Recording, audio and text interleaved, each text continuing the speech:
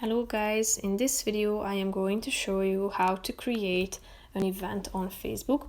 But first I just want to mention, don't forget to subscribe to my channel because at 10,000 subscribers I am going to show you my whole YouTube revenue statistics and growth strategy, how to make money online. So let's jump into it.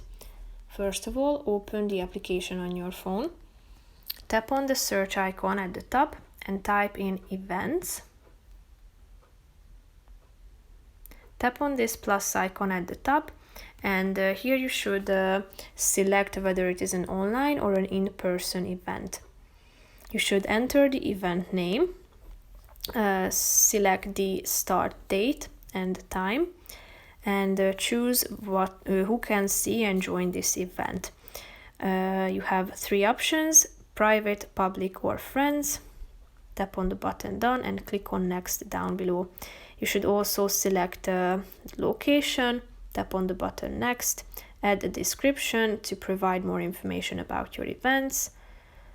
And here, as you can see, you will be able to create the event, but first you need to add a cover photo which is relevant to the event itself. And you can also set the co-host as well. And if you are done with all these steps, tap on create event.